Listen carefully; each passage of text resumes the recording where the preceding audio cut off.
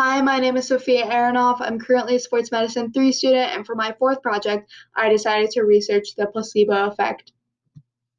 In the early 2000s, an experiment was conducted by a physiology professor by the name of Fabrizio Benedetti.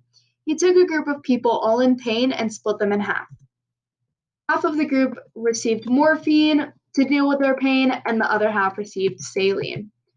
Although Benedetti convinced everyone that they were receiving morphine, both groups were able to lower and control their pain with their given substances. Strangely, the results of both groups ended up being so identical that it seemed like both groups were on morphine. Benedetti gave both groups a drug called naloxone, which nulls the effect of morphine and is supposed to cancel it out. And not only did the people on morphine see increases in pain, but the people on saline did too. This effect is known as the placebo effect. The placebo effect is a psychosomatic phenomenon where an inactive or fake drug, treatment, or therapy can miraculously make a patient feel better. This phenomenon is where our mind actually affects our biochemistry. Since the brain and the body are so extremely interconnected, we are tricked into thinking these solutions work. Our brain releases hormones like endorphins and dopamine, which are associated with happiness and pain relief. Doctors in this setting also have a huge effect on the patient. Their verbal suggestions when prescribing the drug and even their body language and eye contact can influence the brain and give the patient positive health-related outcomes.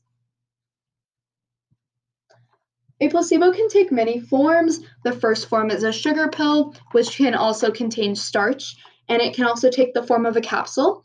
The second one is sham surgery, which can actually be one of the most effective forms of a placebo, where doctors cut open someone's knee or any part of the body, sew it back up, and the patient actually feels better even if nothing was really done. It's basically just a fake surgical intervention.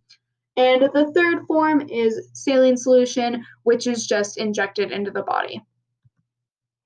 So, how this all works is that sometimes placebos can actually just be just as effective as medicine or less, and they seem to be capable of causing a measurable change in heart rate and blood pressure, which calms the patient and makes them feel better.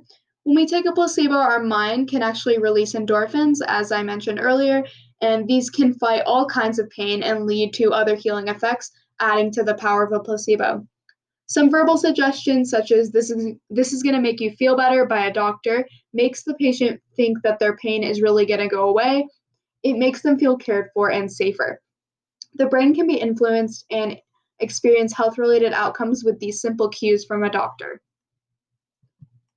Some patients have actually experienced relief from many different ailments, such as heart issues, asthma, and severe pain, just from placebos. Some people actually think that the placebo is just mistaken for people just telling their doctors that they're fine just to please them, even if nothing really happened.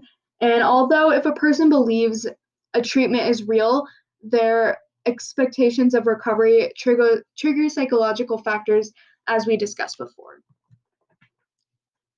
There is actual evidence that different forms, colors, branding, and price can vary in the effectiveness of a placebo.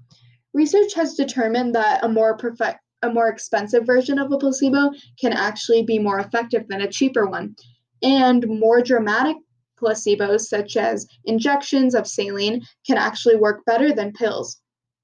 There was an there's evidence in an experiment regarding osteoarthritis where an injection of saline was actually found to be more effective than the real medicine.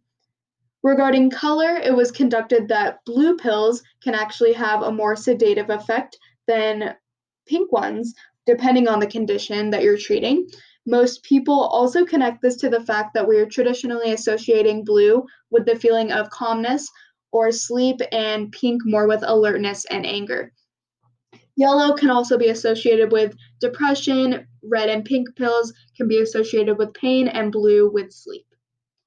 There's also a dose-related effect where the more powerful we imagine the results will be, the larger the benefit.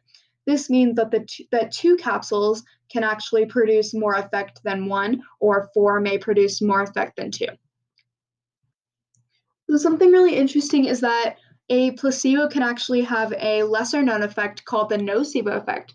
Not many people really know this, but it's said to occur when patients' conditions can worsen due to the negative perception of one given treatment. Since these effects are almost always completely based off your psychological state, patients with the more optimistic thinking will experience a more beneficial result. And with pessimistic thinking, it'll give the complete opposite. The power of the mind can be just as important to healing as the treatment we receive. So, although we have the knowledge that placebos do work, they are not the answer to everything. First, they're deemed to be unethical. This is because they require the deception for their use, which violates patient autonomy. Second, if a patient fully believes that a fake or less effective substance has cured them completely, then they may refuse to take the real drug or therapy proven to work. Also, the positive placebo effect often fades over time, so it's not a good thing to base your health off of. Here's just a small summary is that our thoughts completely affect your results when taking a placebo. Different versions, colors, brands, etc. of placebos may determine the effectiveness. They can be unethical, so don't use placebos for everything. And they have an evil twin called the Nocebo Effect. Here are the sources I used. They were very helpful. I analyzed these medical journals to gather my information, and I put links if you are interested. Thank you so much for watching. If you have any questions, email me down below. Thank you.